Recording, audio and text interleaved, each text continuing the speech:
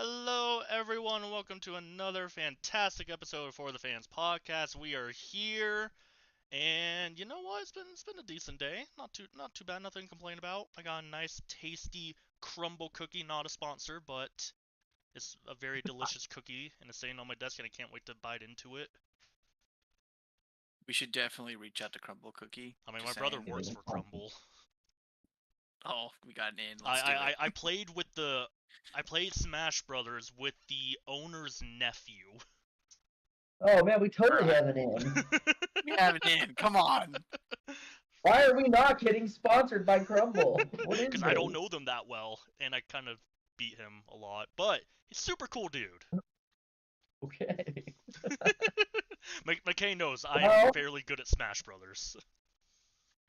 Yeah, I Who still do you beat you all the main time. before we get too into what we're Villager. doing? Who's your Villager? Everyone hates me because my main is Kirby. Ah, man, Kirby was my 64 and Melee main. Yeah, love Kirby. everyone hates me because it's like, yeah, I could do damage, but I like just surviving until everyone else has like either no lives or dead. Then I join the fight. Yeah, the Bet you're thing a is... camper in Call of Duty too. The what? 1v1 me, bro. I said I bet you're a camper in Call of Duty too. Nah, If you're sniping, hunt it's not campers. camping. I hunt campers and also hunt streamers now. Since in their gamer tag, streamer they hunting is put fun. their TTV people. Oh, I only look for them. Oh, I hunt them down. Ruin Very- their night. That's my Very jam. fun. Anyways, because we're talking football, man, I would love to like meet more football players in real life. Yep. Met a couple, pretty cool. But imagine we had a pro football player just like join us for an episode one week. That would be crazy. Well, Uh, granted we can't pay them, but hey, it's worth a shot. You know. we Yeah, could it's been, just, a, you know. it's been DM. a while since I last talked to Dennis Pitta, who played for the Baltimore Ravens, so I don't think we can make that happen anymore. Matt may be interested in this. I actually have met a player on the Patriots team because he played college football with my cousin. Nice. They wore the same jersey number. Vince Wilfork. No, it's Dietrich Wise. Okay. I like Dietrich. He was a super fun dude. Yeah. Also, I Yeah, apologize. I may have a screaming baby. I'll DM Tom Brady and see if he's available. You know. Nah, he's too busy owning the Raiders, being. Can he be in the broadcast booth anymore? I think he can. Yeah. I know there were some issues with him broadcasting and being an owner and all this other stuff. That's the thing. It was rules that were placed, not like, oh, he has to follow these per contract. It's just more of like, Yeah, because the Brady's league gave him above all the rules. rules in the NFL. The rules don't Yep. apply to him, just like Patrick Mahomes. yeah, no, that's not even a thing. And I have an Excel spreadsheet to prove it. Oh boy. Yeah. We have but- graduated beyond just the group chat, and now we've gone to an Excel spreadsheet. Oh yeah, I have evidence and hyperlinks and everything. Oh my gosh. I don't have All time for right. that. I have a new baby. I have this podcast. Yeah. I have school. I have a full-time job. I don't have time to debunk. It's okay. I'll theories. turn it into a PowerPoint and I'll put it up. Gosh. One episode will just be, hey everyone, instead of if you're watching this, guess what? You can now see a PowerPoint. School, I have a full You know, time job. initially the whole idea for this episode this week we had going for a while was an idea that Tyler and I had, and Tyler's not here even for this. I don't know what the heck's up with that. Didn't give us any Right. notice or anything, but yeah, for we originally were talking about, since next week is the general election, we were thinking about having you two debate each other about the whole Brady versus Mahomes thing that always goes on in our group chat. Going with Yeah. full questions for that. I would be Matt would get his overprepared. wish. He would 1v1 someone. Yeah. But Look, we you don't get have that prepared. bodied. We or don't my have that opponent prepared. is not prepared. It's like Trump going against Biden. It's just not fair, you know. Yet somehow Biden won. Ah. Cheater. Oh, hang on. Let's not get political here. That's Oh why we're boy. not gonna get political. Things are way Oh, too we're crazy. getting political right now. No, we're not. Let's go into our wows I'm and our just woes kidding. here. I'm like, to be fair, I'm Alright. not affiliated with either party, so that is my political. Good for you. Way to I wanted to say exonerate yourself, but I guess you could say way to excuse yourself. There you I go. vote for who I think would do the better job. And at this point, I kind of just want Disney to rule everything. Well, you might as well just let me. Just write me in the ballot, you know?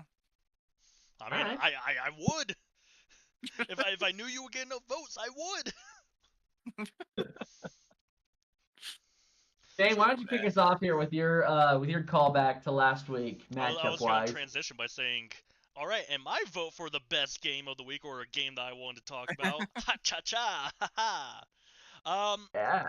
I actually have a game that I think we talked about last week a little bit as like a possible week 1 to match, and that is the Chicago Bears versus the Washington Commanders, which is the number 1 and number 2 overall quarterbacks from this year's rookie draft going against each other, and I gotta say, Jaden Daniels was definitely the better quarterback.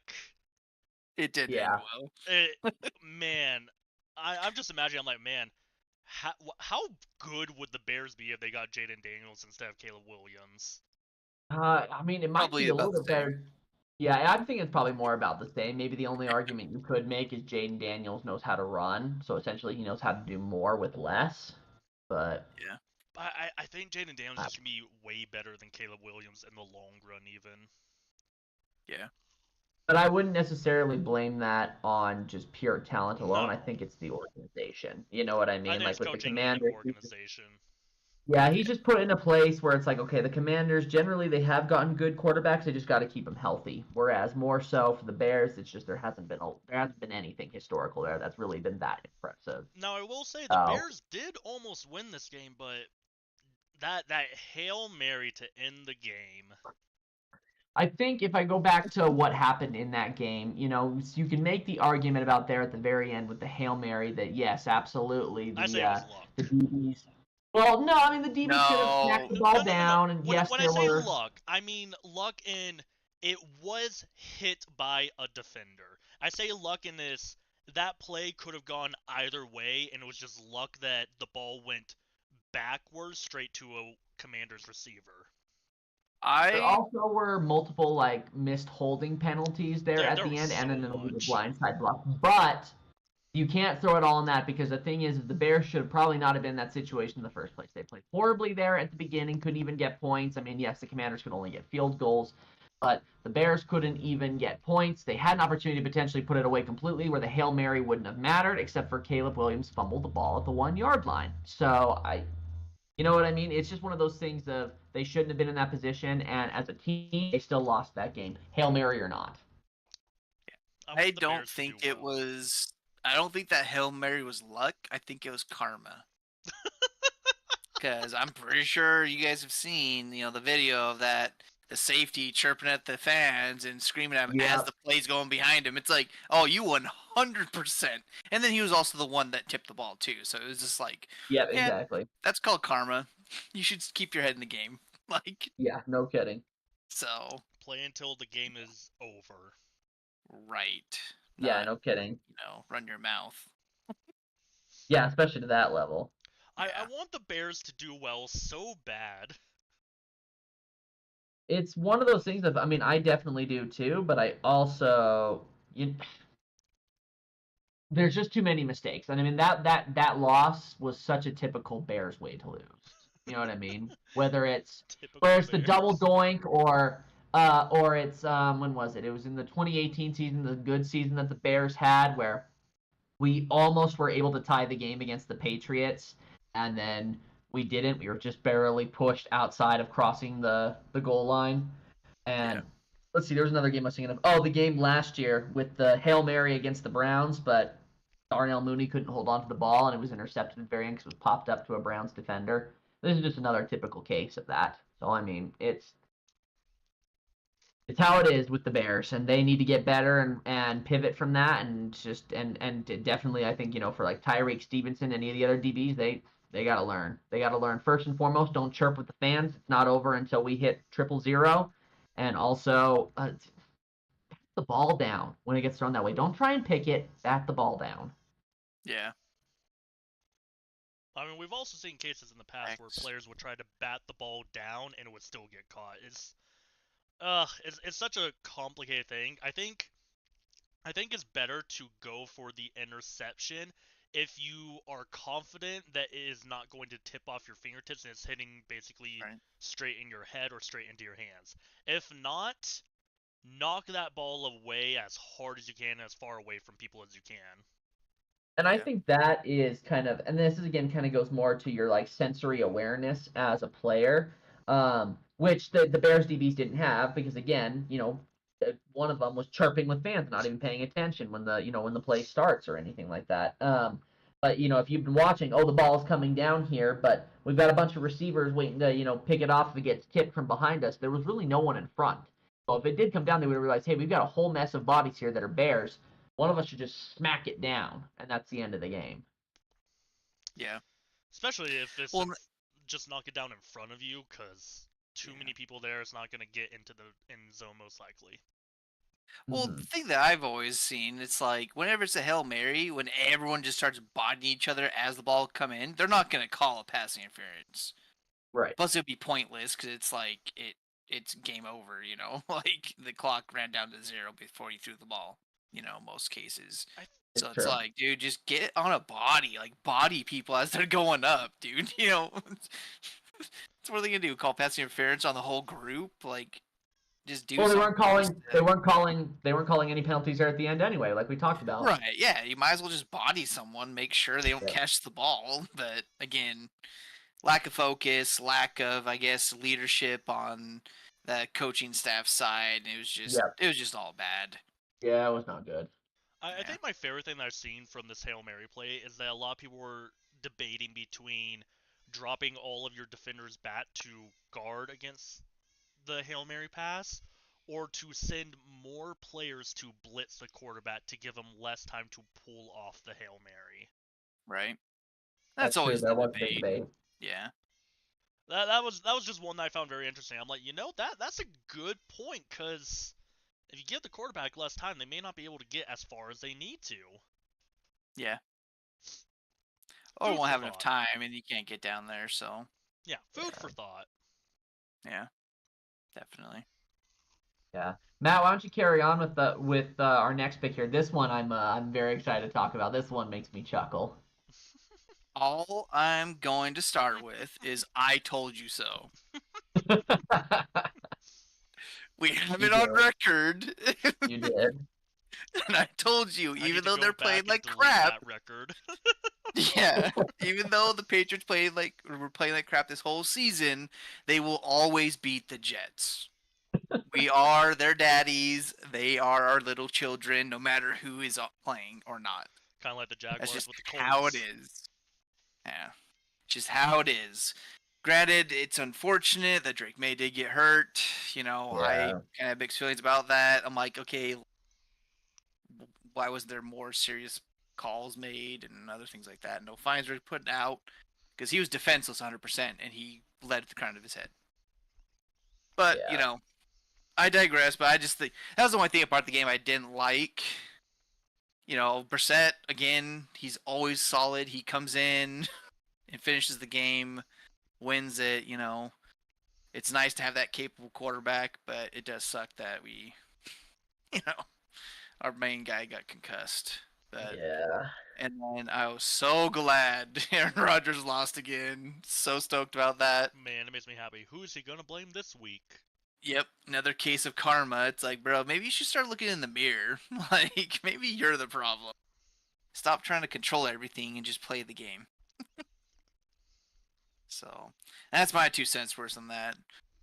Nothing really too much to talk about, but it was a good game either way. Yeah, I'm just curious to see whoa, did Tyler just join us? Tyler just showed up just in time. Well, about that. I didn't want you guys to have to go the whole show without any voice of reason. How So about them boys? Just kidding. Ooh. Yeah, I'm just What curious. about- Going back to what we were talking about, I'm just curious to just see, just really like, I mean, how do the Jets right the ship? I think at this point, there's really nothing that can be said, and they've just lost a ton of money now trying to hedge their bets on Aaron Rodgers, and it's Yeah. laughable. I mean, I Right. called it a while back. Aaron Rodgers was not going to be good on the Jets. Mm-mm. No. What's surprising though is how many people did believe he would do well. Because I heard person after person. I'd talked to different people. I'd listened to different, sports authorities, and I heard so many people say Aaron Rodgers is going to be great. Look to him for the MVP. Look at him for this. Look at him to that. And that obviously didn't come to pass. Of course, all of this is guessing, but it's not like no one thought he would do well. I mean, last year at the start of the season, it was the Jets were the favorites to win the AFC East and possibly even the first seed in the AFC. I didn't buy into that because everyone was saying, Yeah. "Oh, Rodgers was the only piece missing. Now the Jets are going to be the best team in the league by a long shot." Then he got hurt, and we come into this season. And this season, they're saying the exact same thing. They're like, "Hey, Rodgers is back from his injury. The Jets are going to be the most elite team in the league." And I'm like, I don't believe it. I don't think Rodgers is going to be that good. My own opinion, stop beating the drum of Aaron Rodgers. I don't think he was ever that, like, he was good, but I don't think he was, like, amazing. He's always had a coaching staff, always had offensive line, had weapons at Green Bay, had a great defense. Like, he had everything around him to make him look good. And now that he's on a crappy team, it just shows that he's a crappy. Like, yeah, he tore his Achilles. Okay, great. But that doesn't, you can't use that as an excuse to be like, oh, it's because he had the injury. That's why he's not playing. It's like, no. That's one thing I'm kind of overhearing. It's like, no, stop. I feel like in a lot of ways he kind of reminds me of Drew Brees. Like I feel like Drew Brees was a very smart quarterback, but not the most talented. Not he had a lot of things going against him, but definitely talented and intelligent and knew how to play the game well. And while Aaron Rodgers is significantly more drama and less likable than Drew Brees, I think he's an intelligent quarterback who understands the game well, who was able to do a lot with the talent he had, but just not an S-tier quarterback. I don't know if you just insulted Drew Brees or complimented him. Now I'm concerned. Both. part of my concern with that too, though, is Aaron Rodgers. I mean, the biggest thing is I'm going to use this comparison because I've used it a couple of times before. But you take the example of, like, say, Tom Brady, for example, who he knew well enough that in order to succeed and get the rings, he had to have a good team around him. So sometimes he wasn't always taking the big paydays because he had to make sure other members of his team were getting the money that they needed in order to get good players and get good free agents in. Aaron Rodgers has always seemed like he's always about the money and getting these big high-paying contracts that then leave nothing else for the rest of the team. And so here we go, year after year after year after year after he kind of basically ended up getting that one Super Bowl ring where he ended up in there, and he's never been able to make it back. Right. We all waited for it, but it never happened. Right. Yeah. Yeah, so he's definitely not a top-tier quarterback. He is good, but it's like, no, like, he's not even in the discussion of would you rather have type thing. We have trouble Rodgers rooting. been in a would you rather have multiple times. Oh, I've never have. I've always been against him. It's probably because one guy, I don't know if McKay ever remembers, a guy named Noberto. I do. I knew you were going to bring him up. He was hardcore Green Bay Rodgers fan, and it was just good. Like, week in, week out, he'd be like, "Oh yeah, here they come." And they'd be like, "Oh, they're gonna beat the Patriots." I'm like, "That's funny." And it's all he would talk about, and then they get stomped, and he'd be quiet. And it's like, yeah, dude. Like, so my disdain's probably from that. Plus, most Green Bay Packer fans drive me nuts, but most Green Bay Packer fans drive a lot of people nuts. So, like, the only one that I've actually liked is Tom Grossi. So, yeah. So like I said, like, he is a good quarterback, but honestly, I wouldn't even put it in a top 10 discussion. Like, he's good enough, but he's not like the standout carry the team player. Well, and I think we have trouble rooting for him just because on one hand it's always been about the money and he gets the MVPs, but the rest of the team doesn't get there, you know what I mean? Doesn't So it's a translate, team yeah. sport. And then on the other thing we have trouble rooting for him because he's just so dramatic. He's always trying to bring attention to himself. He's an why- unlikable candidate. That's why I like Drew So- Brees. Came in, did his job, put up good numbers, was beating Brady in a lot of stats, and went home. And he got a ring out of it, but we can retired. thank Bounty Gate for that. Ah, that's on the defense. That's not on him. Yep. Still happened though. We can blame Spygate. We can blame the Seahawks not running it with Marshawn Lynch at the 1 for some dumb reason. We can blame a lot of stuff on a lot of things, but at the end of the day, do you have a ring or not? I True. don't have any rings. I don't have any rings either. Yeah. I haven't even been to a place to get a ring. Do plastic rings count? What'd you say? Do plastic rings count? At this point, I think my team would take one. All Hey, right, moving on got, here. We got wrestling championships though, Oh, great. because the Cons own a big wrestling. Is that going on right now? Wrestling's always going on. Wrestling's a year-round thing. WrestleMania. Yeah, are we talking real wrestling or fake wrestling? It's real wrestling. It's real wrestling. We talk about Tyler. Them bashing their head against with the chairs. Real. My bad. Sorry. I Getting should... thrown off a ladder or a cage is real. Oh my gosh. It looks real. I saw it in Spider-Man once, and that's real. So, Yeah, 100%.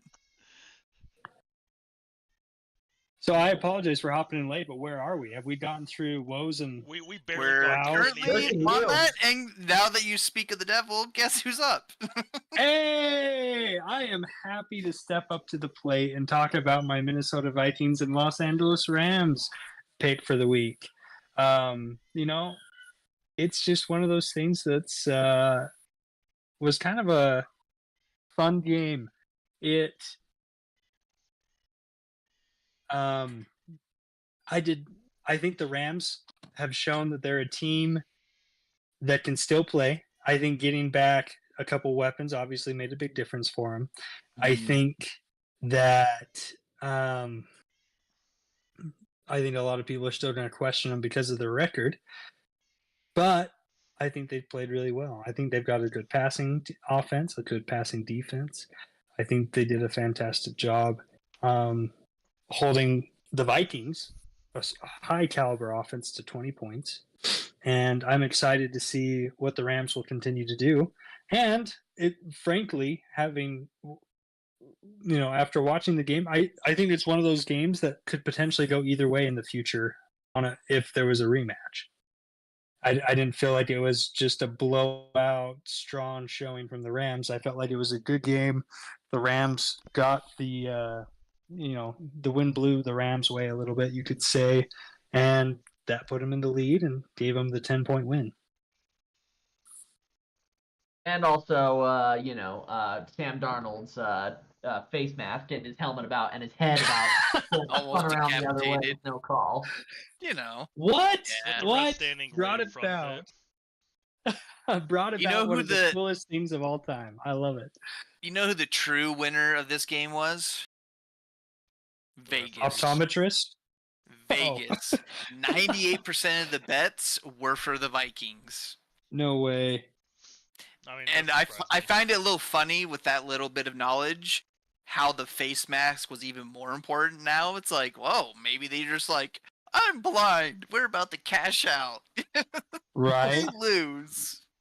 I mean, I don't think that if that was even completed, if that would have made a whole big of a difference. I still don't think it would have done enough, but you never know. Yeah, Yeah, I guess it's true. but That's funny. All right. We move us along here, talking about the Ravens and the Browns here. Hey, this game did not go the way any of us expected it, yeah? oh, Not at all. So I'll just say this, because this is really just a big thing that I want to talk about. Obviously, there's changes that have been made from this. The one I'll obviously talk the most about is Ravens are realizing, hey, maybe we're missing a couple of key pieces. They get Deontay Johnson and trade, maybe to just try and help them bolster and stay ahead. Maybe this loss to the Browns kind of a gut check moment for them, trying to reevaluate. What do you think though with the Browns moving forward? Do we think that was just kind of just like an inspirational? We got a new quarterback, getting in there kind of win, kind of like what the Panthers did a couple weeks ago when Andy Dalton came in? Or do we think this could continue and maybe we want to start looking at certain Browns receivers fantasy-wise? I think it's the latter. I think it just shows that Jameis Winston is that good or good enough, and that he has a lot of weapons around, like on the Brown side at least. Like that, I feel like really showed him. Yeah, they wasted a lot of money on Deshaun Watson. Like they're like, well, that was a bad decision, and so I think it just helps them out. They're not gonna have to be in like a. They'll be competitive throughout this year. I don't think they're going to make it the playoffs, but I think they can stay competitive. Right. Which will be good for them, and then they can make the decision on who to keep down the road. And then on the opposite side with the Ravens, honestly, with Deontay Johnson, I think, like you said, I think it was a gut check, humble them a little bit, and I think they're going to come out swinging this week. Yeah, you're probably right. Be ready for the next round. Yeah. Well, good deal. Yeah, I don't know if there's really much to be said beyond that. I think that, the Ravens, they can beat any team, but I feel like at some point any team can beat them. It just depends on the circumstances, and we'll have to see if they really are able to figure that out going into, a potential postseason appearance. But needless to say, losing to the Browns. The Browns now here had got their second win. So if we're doing the math right here, and as the Patriots. So who do we have now at this point? We have the Titans and the Panthers. Are those the only two teams that at least have just only one single win? I think so. Yeah, I think so. Those are our two that are trending towards fighting for the number one overall pick. Yep. Which is, it's always funny to say. Who's going to get last place? Pretty much. But it really is a competition. Yeah. These days, I think it's probably we talked about it. We talked about it a couple of episodes ago. We called it either tanking for Tua, blowing for Burrow, and then now I think the kind of the front runner QB now is Cam Ward at Miami. So we're gonna call it Whiff It for Ward. Sound good? Yeah. What about Shadir though? No, it's not gonna be Shadur. You know it. I'm just saying, it could happen. Yeah, Dion could probably put the pressure. I'm saying, like, he could just all of a sudden go lights out in the combine, and they're all like, "Oh, maybe we should actually." And then with his dad's help, it would just boost him up. Like, speaking of which, if we want to talk about combine comparisons, that actually does play a role in the quarterback situation because I remember it was a workout for Zach Wilson before the combine where he threw a really impressive throw, and that's really what made a lot of sense to the Jets to try and take him number 2 overall. Also, there's another quarterback we got to talk about, even more important recently, who made a very impressive throw at the combine, Mr. Anthony Richardson, and look where he's at now. Right. He quit on his team. He got tired. Because I don't think no one's covering him. Yeah, no one's covering him. I think that just shows his character, and I think he's toast. I don't think he's going to get a big contract after his rookie season. I think the Colts are going to be looking to get somebody in the draft this year, so or coming I imagine so as well. Yeah, he shot himself in the foot with that comment. Like, just say, dude, I'm hurt. Don't be like, I was tired, I want to tap out. Like, no, it's the worst thing you could say. Yeah. But yeah, it is what it is. Yeah, I don't think it's. I really want to know what was going through his mind in that moment because I feel like the way he was thinking in that moment is like as if he was like a baseball pitcher and he was thinking, hey, right now I'm not getting the balls to connect in the strike zone without the fear of them getting, swung at and connecting. And so therefore I'm freaking out here, you know what I mean? And then you're basically giving the nod to your manager saying, hey, go get the bullpen. Let's get rolling here. You can't do that. Not with the quarterback here. I mean, yes, you have a backup QB, but you are the team. You lead the team. You have to bring it. It's a very different sport because in pitching, baseball feels more like a team sport, where a team-led sport, whereas this football is definitely a player-led sport. Yeah. And so, I think you have to acknowledge those differences. And as a player, while you may be trying to share, hey, it's just not my night, you've got to find a way. You can't have bad nights, and if you do, you've still got to find a way to go out and play. And just acknowledge and step away and say, yeah, that was a bad night, but I still did my best. Yeah. Yes. Does anyone know where Anthony Richardson went to college? Florida. Yeah. Florida. Chomp chomp. So this, granted, I don't know if you guys know about this world, but in the trading card world, Anthony Richardson is notorious because of his signature. He puts AR, and that's it. And he does it in the smallest possible signature. So, if anything, that just shows his personality is like lazy and doesn't care and doesn't want to put effort. Yeah. So, I feel like this is the nail in the coffin for him. They'll lean on Flacco the rest of the season, and maybe next year too. Who knows? But yeah, that's a whole mess over there. And it's a kind of a similar situation to, let's say, when we have quarterbacks who come out of the University of Alabama or Ohio State University, very, very talented college programs, but haven't exactly produced top-notch quarterbacks within the draft. Now, you have exceptions in there like C.J. Stroud, and technically the University of Alabama, Joe Namath went there. But for the most part, it's not a proper showing. I mean, to give you a couple of the names here that are probably the most famous names to come out of Florida, you really, for the most part, you have Tim Tebow and Rex Grossman as far as two who kind of made a name for themselves, but then not much beyond that. Hey, Tebow became a tight end. And then was released in August of 2021 and hasn't played since then. Yeah, I know, because he should not have been a tight end, and the Jaguars should not have grabbed him then. They should have drafted him or gotten him when he was a rookie quarterback, because that would have at least filled the stands and made people happy. Right. Yeah.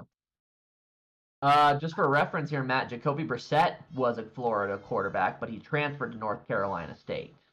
Yeah. So it technically doesn't count. Right. But kind of like how we say Jalen Hurts is, he went to Alabama, but he's going to go under Oklahoma as far as where he comes from as a quarterback. The one that I hate that everyone says, like, oh, he was Florida, did amazing, was Ed Reed. It's like, no, he played at Utah for 3 years, and then his senior year went to Florida with Urban Meyer. That's kind of the argument you can make with Russell Wilson too. Russell Wilson, I feel like a lot of his good start that really put him on the map was he was at North Carolina State, NC State, just like Jacoby Brissett. But he came from Wisconsin. He was at Wisconsin when the draft happened. Right. Yeah. Yep. Drives me nuts. But So do we need to take a minute as we're moving on to discuss Joe Flacco and how he continues to predict teams that will call upon him mid-season to come in a blaze of glory to save them from the damnation of last place? Or do we need to discuss that? Can we just all accept that he's just always in the right spot at the right time?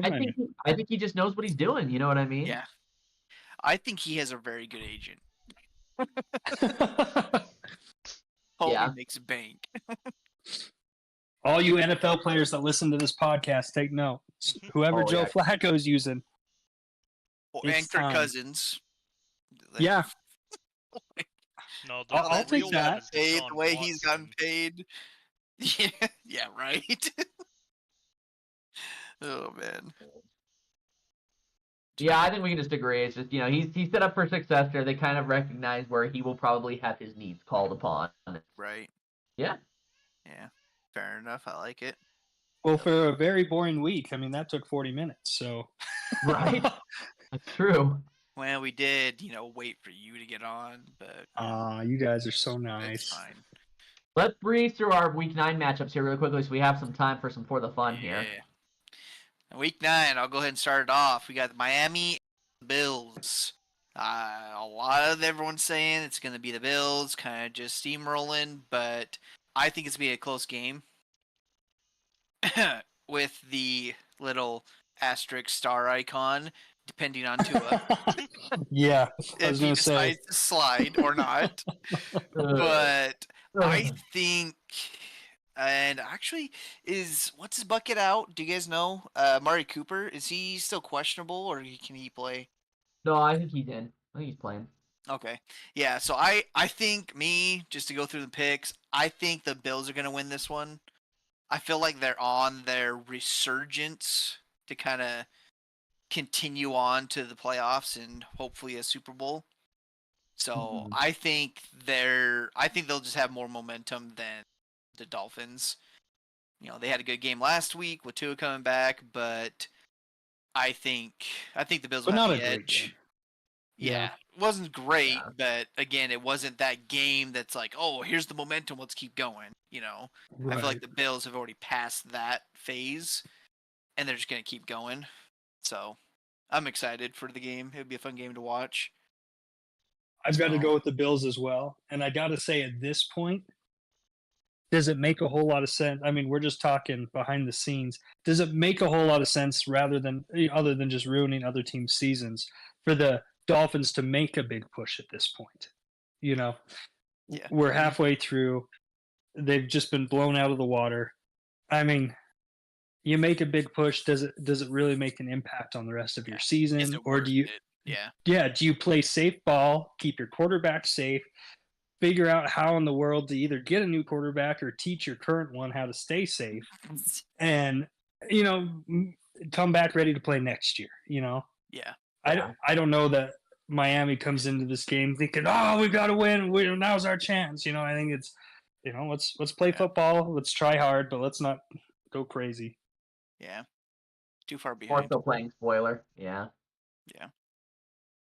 Yeah, I believe that. I could see that. So I've got to pick the Bills as well. I don't know if I explicitly said that, but I'll make it apparent now. I'm picking the Bills, and I think Josh Allen's going to have a heck of a game. I think we're going to see a lot of yards just in rushing. Would be my thought, and so I think whether that be through Josh Allen or oh my gosh, what is his name? Keon Coleman. Yeah. Well, no, running okay. back. Shakir. Oh. Yeah, Yeah. Shakir. Thank you. I was like, wait a second. Well, my matchup monster is Coleman. I feel like he's getting some momentum, and if he has a monster game, that'll help them a lot in the passing game. So.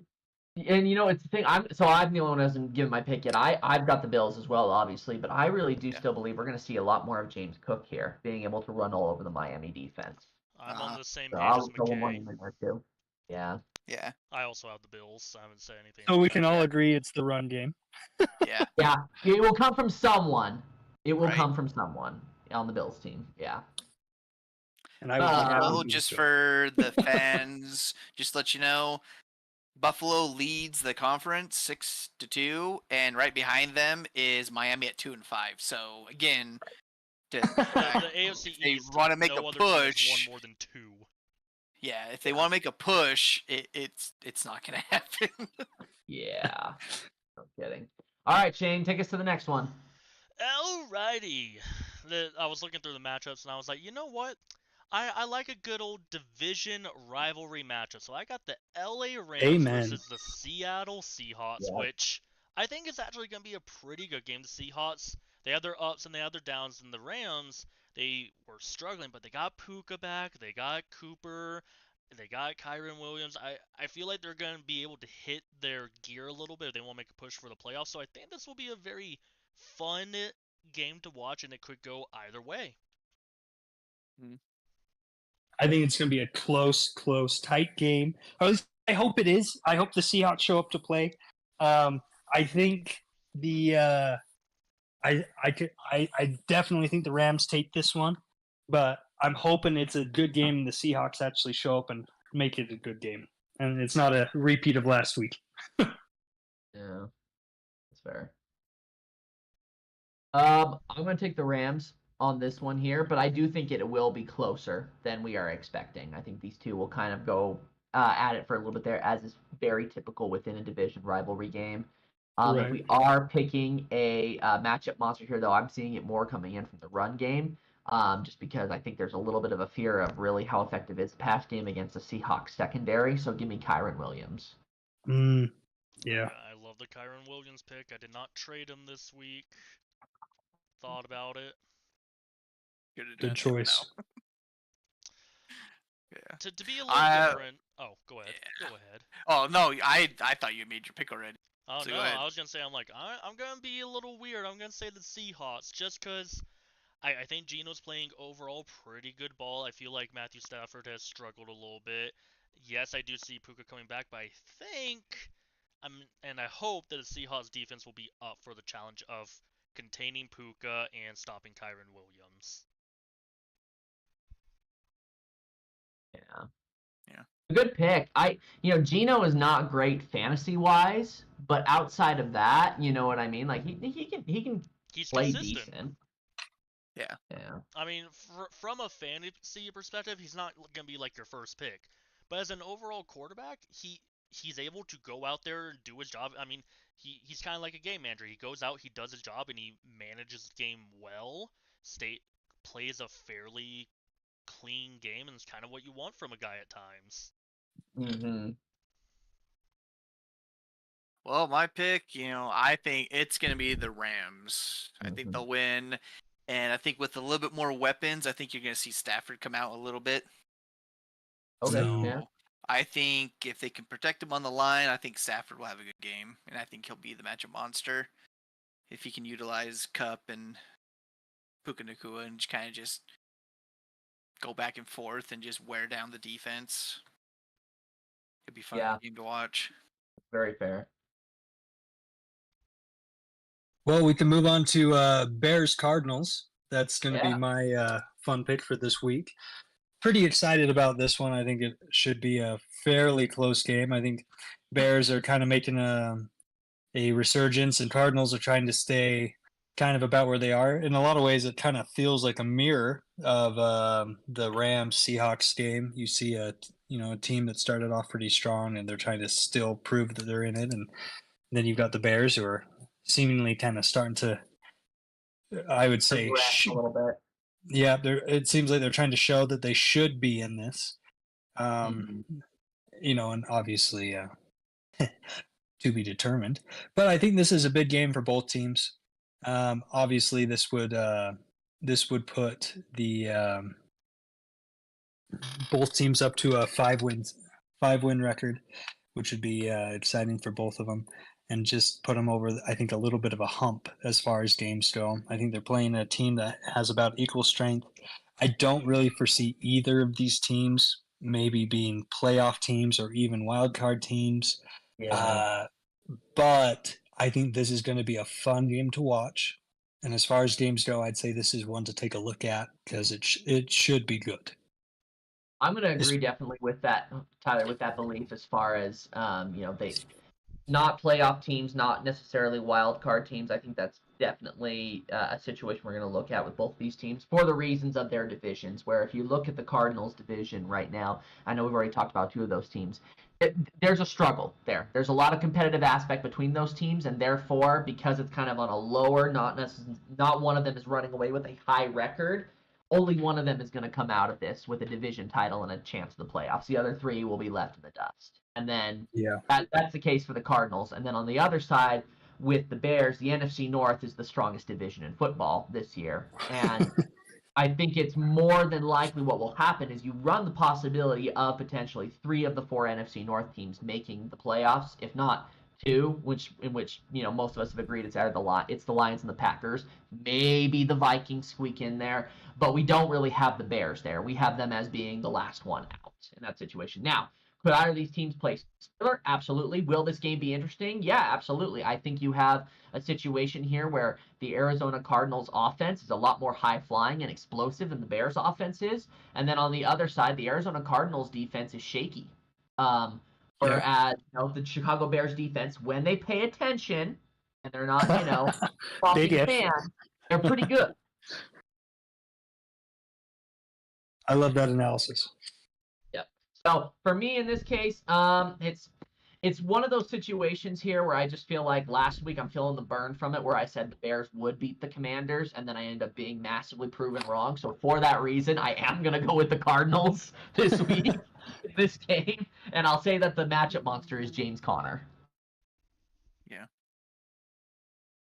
I will point out Cardinals might struggle with Murray because Nuketown comes out this weekend on the 1st. Call of Duty. So he might be a little preoccupied. So I think he's gonna be a little bit tired. But I think they'll squeak out the win. I think Cardinals will win. But I think I'm on the same page with McKay. I think Connor's gonna have to carry the load and run around a lot more than Murray. He'll be a little bit slow. Yeah. At least it's not double XP weekend. Possible double It XP might. weekend. Possible. Yeah, They haven't maybe it announced it yet. If it is, yeah, they're 100%. He's just gonna sit in the bucket. He's not around. I'd be too tired. Oh, I love it. And I think I have to clarify too. My pick is the Bears. Very nice. All right. The Bears. Were- I will were we also waiting say on anyone? the Bears. Yeah, I was gonna say. I was like, I would No, also I- say the Bears. I was waiting. I'm just Oh, okay. chilling. Well, I like that we're kind of having a split there, 50-50. I think Yeah. that'll make for a very interesting game. I think that does indicate that game could go either way. Yeah, it really could. Like, all jokes aside, like, it's like a we'll see game. We'll see what the outcome is. Definitely. All right. All right, now let's go to what I think is probably going to be one of the big ones, barring the fact that the quarterbacks are both dealing with health issues right now, especially on the Packers side with Jordan Love. But, the Lions versus Packers game, that's a good division rivalry game. That should be fun to watch. The Lions have been the most explosive team in football this season. But the Packers just have a history of running the NFC North and having that control there. And I wonder, could that make this for a very interesting game? I don't know if there's really much else I need to say beyond that. We'll have to see evaluating where the health of the quarterbacks are. Jordan Love, especially. Jared Goff, he says he's pretty much going to play no matter what. It's just a little bit of an ankle injury. But we'll see how healthy Goff is, how healthy Love is, or if they do decide to go and run with Willis, what could happen. Regardless of who is the starting quarterback for the Packers, I have full faith that it will be the Lions winning the game. Yeah, I'm on your side. I think the Lions are gonna come into Lambeau Field and just kind of run over them. Take them. Yeah. So Lions, and it's gonna be, I don't know, maybe a QB fight. That's what it really comes down to. Fight. Yeah. So I got to ask all of you. And I apologize. I don't mean to dive into a side tangent mid week predictions. Do we feel like the Packers? Because I've started to feel like maybe the Packers aren't quite the team that most of the league thinks they are. Prove me wrong. Tell me why I'm wrong. Because Jordan Love got injured this past week. Injuries. Yeah, that's my main. It's like, yeah, he's been injured a lot. Well, not only that though, but there is. You have to admit, guys, there is an interception problem. It's kind of looking at Josh Allen the way he was a couple of years ago, where Right. regardless of how you look at it. Now, yes, it doesn't guarantee that.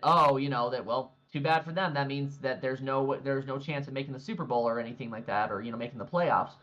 But it causes a problem. It catches up with you. You know what I mean? I think the only exception to that rule, you could see that with Patrick Mahomes. I hope that's not the case. I hope this comes back to bite him in the butt. It does catch up to him there, but who's to say at this point? Yeah. Okay. Interesting. I was just curious. I love hearing all of your thoughts on this. I feel like the Packers, while they've had some impressive wins, I can't say they've had a terribly crazy season where they played. They've lost to some of the better teams, and they beat the mid to lower teams in unspectacular ways. And so I just wonder, Are we maybe giving this team too much credit? We saw Jordan Love and take his injury, come back, win a couple games. But I don't know. I'm curious for this gauntlet coming up. Does Detroit just make them look like a lower tier team that I think maybe they are? I think it's possible because I don't necessarily, none of the Packers wins have fully wowed me yet. I would like to say that, Exactly. out of all of the teams that the Packers have beaten that have technically been a threat, the big one would be the Houston Texans, but the Houston Texans, for some reason in that game, they gift-wrapped the win for the Packers. And even then, the Packers still had to use a walk-off field goal to get the dub. Yes. Yeah. I feel like the only Go thing ahead. that's helping the Lions not dominate is losing Hutchinson Right. a couple weeks ago. Like Right. I feel like if he was still there and healthy, Green Bay wouldn't stand a chance. I feel like with Love, with him, with his ankle, I think it's his ankle that's hurt. The groin. Or groin, and having that kind of a pass rush come at you, it would just re-aggravate if he plays, and he might get hurt even more. So it's a good thing he's not. But again, that defense is still solid, and I think it comes down to just who's going to be nastier. And the Lions are pretty. They're out for blood, I think. They fight hard. They're even if you want to have the argument about let's say Jameis Williams what's his name, Jameson Williams, there we go, I almost said Jameis Winston, Jameson Williams, and there's apparently an arrest warrant out for him right now. I still look at the situation that you have right now with the rest of the Lions offense and how powerful and scary it is with those two running backs, with Amon-Ra St. Brown, with some of the other receivers that they've just picked up, who they sometimes just use on special teams. It's really scary. And Jared Goff, at the end of the day, and this is where we go back to our whole talk about, what are technically some of the most important positions on football. Yeah, you make the argument, of course, quarterback's a big one. But you keep the quarterback healthy and he performs at a high level when his O-line is on fire. And that is the Lions we're looking at. That is the best O-line in the NFL right now. Right. That's why Definitely Jared no Goff argument there. That's why Jared Goff has perfect games, or pretty darn close to perfect games. Yeah. Anyway, that's my cup of tea on that one. No, I like it. Good stuff. I think we're all united on Lions take this one. So. Oh yeah. Yep. You're right. Yeah. Cool. All right then. Well, gentlemen, with the time that we have, I recognize it's the top of the hour here. We got started a little late though. Let's just talk about this here right now because I feel like this is kind of just a good one to kind of segue into here.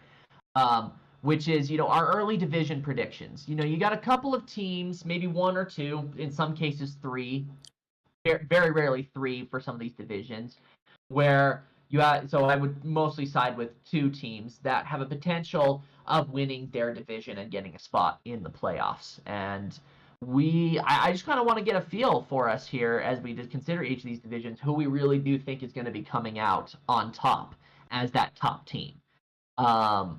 It's up for debate, plenty of it. Outside of that, obviously this is early season. We'll have to kind of see where things go from there. So let's kick it off here with the AFC East. Look, for right now, just given their records, I get it's still in the AFC East. Really, only the Bills are looking strong right now. So I guess I don't want to throw this out here there, but I'm going to say the way I have it written is Buffalo Bills or Miami Dolphins, but the way I'm actually going to put it is Buffalo Bills or one of the other three. Because the other three all have the same record. Do you know what I mean? So how are we feeling? Who takes that? They're going to come back. They're going to come back. No. I'm Bills. Not with that O-line. Bills. It'll be a long road for the rest of them. And the rest of the teams, they need to think about rebuild. And not a single one of them has an easy schedule ahead of them. Yeah, right. There's not any one of these schedules that I'm like, oh yeah, okay. So maybe you win a majority of these. I think there's a lot of these that it could go either way. And I'll bet they do win a handful, but enough to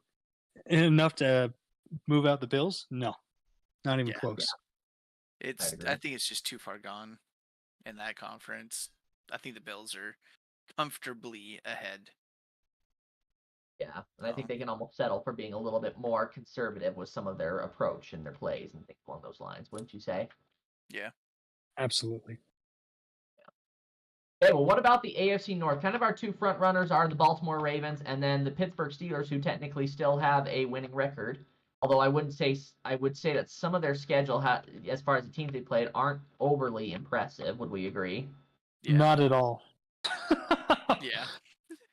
Like Do we think it could be someone else like the Bengals, or somehow Jameis Winston does something amazing? For when their most impressive win is the Falcons. I mean, come on. Yeah. I think with current acquisitions, the Ravens I think are just gonna push. Yeah. I mean, I'm gonna take a hot take real quick. I'm actually gonna say the Steelers are gonna surprise everyone and barely win the division, most likely due to a tiebreaker.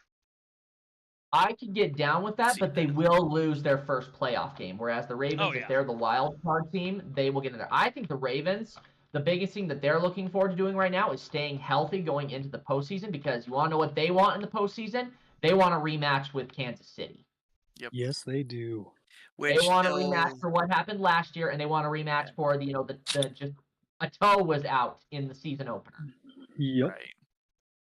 Yeah, Plus the Ravens and the Steelers do play each other here in a couple weeks. Twice. So. They have to play each other twice. I don't see a way that the Steelers come out with both of those. Maybe one. I'll give them the benefit of maybe one.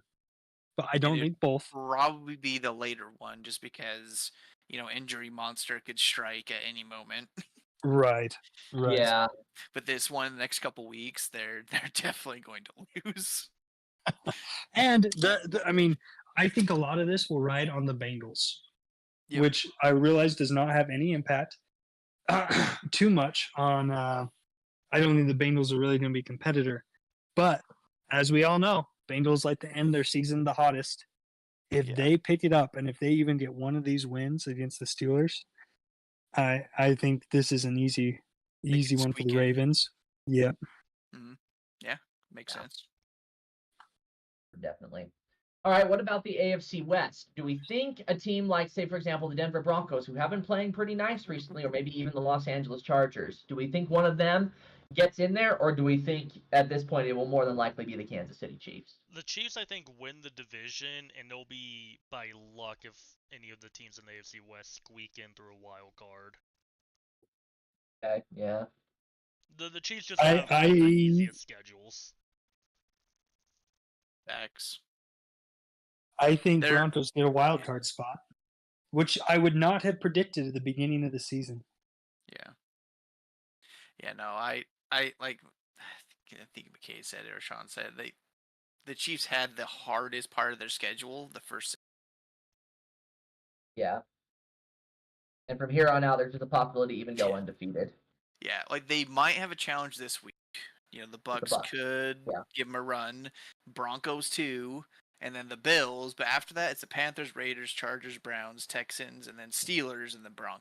So it's like, yeah. But other than that, it's an easier schedule than most teams. Yeah. But I'm picking Broncos because I want them there. Just that's just pure bias there on that one. I get that. That'd just be amazing. Okay. AFC South, can anyone catch up to the Texans? Nope. Maybe the Colts, but I was like, maybe the Colts, but I think the Texans are pretty set. If Joe Flacco does what he did with the Browns last year, where we kind of see this again, maybe, but I think a lot of things have to go their way for that to happen. I see Flacco getting them a wild card spot, but definitely not the division. Yeah. Gotcha. Well, that one's pretty much settled then. Hey, but I will say, 2 years ago when the Jaguars went to the playoffs, they started out 2-6. Look where they're at right now; they're also 2-6. There's really just so much parity in that division. I feel like, you know what I mean? Like they all kind of beat up on each other. You get what I'm saying? Oh yeah. I think that's just so common to see, in that division. I think it's a lot of other divisions do that too, but I feel like it happens a lot within the AFC South. Where, like, case in point, Shane, you talk about how the Jaguars are kind of the daddies for the Indianapolis Colts, especially when you're playing down in Jacksonville. But the Colts, they could take on one of the other ones, no problem. It's always interesting. Yep. NFC East next, yeah. Yes. This one gets fun. I like Let's this. be honest, guys. Let's be honest. The Cowboys are gonna make a comeback and they're gonna win the division. Ugh. And then the Super Bowl. Yep. It's their year. They them boys. It's their years, yeah. I need to get my Stephen A. Smith impression out here to just be like, there's no way. You know what I mean? Like, right. them Cowboys. They are preposterously horrible. There is no way. Right. Yeah, it's honestly it's a toss up, I think, between the Commanders and the Eagles. Yeah. But I think based off of just current performance, I think the Commanders could probably get that first spot, and then the Commanders stay Eagles consistent, get that they're wild card. absolutely getting it. Yeah. For sure. I definitely think Commanders. Yeah. Yep. I Plus can't argue that. Plus, the hardest game they have coming up is probably the Steelers because it's in Pittsburgh, and then they got the Eagles at home. Oh, sorry, Eagles and at home with the Steelers, but still 2 tough games back to back, and then they got the Cowgirls after that. So yeah, I see him splitting those personally. Yep. I do too. Yeah. I could personally see them getting the dub over the Steelers at home, but I think going into Lincoln Financial Field, it could get rough. Yeah. But again, I think they'll have enough wins just to stay ahead of the Eagles. It's definitely going to be 1-2 in that division. Like, it's 100% going to be the Commanders and the Eagles. Yeah. So. Okay, NFC North. I think we already talked about this earlier, just with the matchup. Lions. It's kind of unanimous, just Lions. Yeah. Unless the Vikings win out. But again, the Vikings, it's going to be Lions. I think it's Lions and Vikings. Yeah, I agree. At the end of this, day. NFC West then. Seahawks, Rams, 49ers, Cardinals. Honestly, it's kind of up in the air there right now, but I'm almost wondering if the Niners are starting to find their groove, and maybe that's why I take them. I think so. I think Brock is understanding that he doesn't need to depend on one player. I think if he spreads out the ball enough, I think they can make a push and get the conference. CMC does come back in 2 weeks, I think. Possible. I mean, I'll throw another team in the ring. I'm going to say the Rams might sneakily make a push with Puka coming back. I think they've got a better shot than the Seahawks, honestly. Oh, yeah. I would agree. Yeah. My 2 favorites are San Francisco and LA. Yeah. Yep. Which, if it comes down to a tiebreaker between those two, right now LA owns the tiebreaker. Yep. Right. Heck yeah. That's a good point. That would be more fun. Not that I dislike the 49ers, but much more fun to see the Rams back in there. Yes, I agree. They just need to stay ahead. They'll be all right. Yeah. Okay, and then rounding it up here with our last one here, the NFC South. Really, it's not the Saints, it's not the Panthers. It's the Falcons or the Buccaneers, and I think the Buccaneers depends on the receiver situation, and for the Falcons, they just playing smart. Would that be a good way to put it, Tyler? That's exactly how I would put it. The Falcons are such a funny team. They just need to make sure they're not eating before the game so they don't choke. I don't know if there's a team that could possibly choke more than Atlanta. Like, it's not injuries. It's not like maybe the Browns too. They could choke on that. But the Browns actually have to be doing something right in order to choke. Exactly, and that expects a lot of the Browns. Okay, so we're just talking here. We didn't know if there was a team that could choke more than the Falcons if we're talking football teams, right? Yes, for sure, football. For sure, if we're going to open this up, if we're going to open this up to other sports, I got a couple in mind. If we're open it up to other sports. Throw them out. Dodgers. Yeah. We'll see. It's tied right now in Game 5, so I mean, we'll see. Yeah. Even though I picked the Bucks, I think Falcons will squeeze it out as the conference leader. I'm gonna Yeah, say I the got Bucks. Falcons. I With got the the Bucks. Bucks They're just already getting they're already up on 'em, obliterated too. for injuries. It's Baker's gonna hard. bake. But I Yeah. think Tyler presents a good point. The Falcons have, they own the tiebreaker. Yep. They've beaten them twice. They're undefeated in their conference. I don't think there's a way the Falcons don't possibly come out of this as the division champion. They're semi-healthy. That said, at the end of the season, is that going to be the team we want to see come out of the NFC South? No. Well- Personally, yes, but So here's where I'm looking at right now, because I think this will probably kind of be our last little indicator here for the between these two teams is the remainder of schedule. You know what I mean? So for the Buccaneers, what they still got, their game this week is the Chiefs. That's a tough one. And after that, they have the 49ers if the 49ers are surging. Okay? Outside of that, New York Giants, Carolina Panthers, Las Vegas Raiders. Those are their next 3 games after the Niners and the Chiefs. Then they've Right. got the Chargers. That's a pick 'em. Then they've got the Cowboys. Okay. Then they've got the Panthers again, and then they finish off with the Saints. That's not a horrible schedule.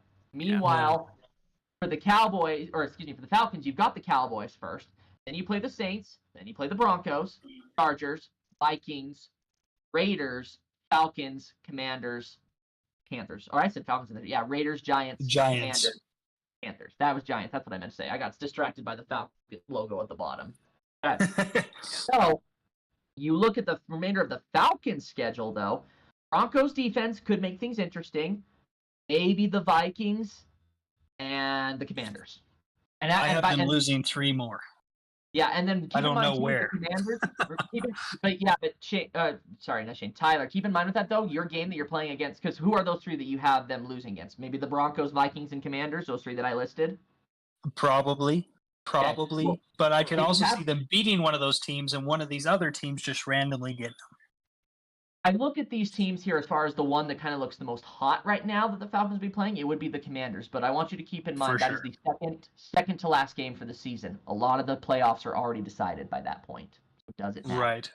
Gonna throw a wrench into things real quick in this conference that we're kind of overlooking a little bit. The Saints. With Carr coming back, you really think so? I think they could make a good run for like a wild card. I think they'll be a problem. I really do. Okay. Especially if Carr comes back, I think that would be a good, good piece of their offense. Plus, their schedule's kind of weak, except for like the Commanders. I mean, they gave the Falcons a good run for their money in game 1. The Yeah. Falcons still have to play them again in game 2. So Yeah. I don't want to downplay Yeah, them so by any it's, stretch. Yeah, so I think, if anyone's going to be number 2, it could be the Saints over The Bucks. the Bucks. Yeah. Yeah, maybe. But I don't again, know. it's so Buccaneers have tight looked pretty between good. them. It's 2 games. If Tampa loses out with the Chiefs and the Niners, that really puts them in a bad spot. And if the Saints win those next 2 games, then they're pretty much tied. But I also look at it too. Let's say, for example, that they do lose out to the Chiefs and the Buccaneers. I fully look at this and I say to myself, even if they lose those 2, I could see the Buccaneers winning the next 7 games, the remainder of the season after that, winning every single one. Right. Yeah. Right. But the last game they had to play the Saints. So like if they both win out, or let's say the Saints win against the Panthers, they beat the Browns, Giants, Commanders, Packers, kind of a toss up. Like Which I don't think know it'd if be we'll- more. I think in this conference it's gonna be more of a battle for wild card than anything. And I don't know if we will get to that point. And here's the reason why I don't think we will. Because there's only 3 wild card spots. And I do believe that there will be an NFC East team in the wild card. I think, if it's not the Eagles, then it's the Commanders. You know what I mean? And then Right. Yeah. and I do believe, at least in this point right now, if it's going to be a slugfest, whether it's the Saints trying to come back, Bucks and Falcons, they are not as top tier teams right now as our That's 3 true. NFC North teams that we've mentioned. There's only one Yeah, team coming that's out of the true. NFC West. I feel like at the end of the day, there's only one team coming out of the NFC West. Yeah. But I feel like, yeah, it's probably going to be a thing. If we get to the end of the season where the Bucks and the Saints do play each other, it's already decided at that point. One of them, most likely the Saints, if you're asking me right now, is already eliminated from contention. And the Bucks at this point, they are fighting for their playoff lives, but there's also already the possibility that other teams have clinched. I guess that's true. It's all hypothetical. You know what I mean? Yeah, record alone, yeah. Yeah. But for how this year's going, honestly, I'm gonna put this out. I hope there's no more injuries except for the team. You said except to Kansas City? Yeah, Kansas City can have all the injuries they want. Dang. Fair. They can have them for free if they really wanted to. I'll show up to his house. They've only had one so far, only one noticeable one. They kind of seems like they've retooled since then. Give him a good knuckle duster in the knee. But I just feel like the injuries, it hurts teams. I think hopefully the rest of this year, no more major stuff. Just to keep it interesting. Yeah, for sure. All right, then. Well, with that, that is the end of this episode. We've had some really good conversation here, a lot of chatter about what the postseason could potentially look like, and now we kind of just see going into Week 9 how this starts to take shape more now. Yeah. Should be good. Should be a good week. It's always going to be a good week. Better than last week. That was I had to convince myself to watch games. Oh, Nothing better to do, so you might as well watch the Cowboys game. Can I throw one last thing there, though, that you got just... I don't want to take up too much of this because I know we're technically over time, but I just want to get your guys' opinion on this. Do you feel like traditionally, we're more so looking at when the NFL whiffs on schedule for games, they generally whiff on Thursday night football. But recently, we have been getting some okay Thursday night football games. However, with that said, I feel like the NFL completely whiffed on Sunday night football games this year. Yeah. I just don't like that it's only on Prime. Kind of drives me nuts. Oh, don't even talk to me about Prime. Prime I'm fine with. It's the FUBU TV, the Sling, all that stuff. Yeah.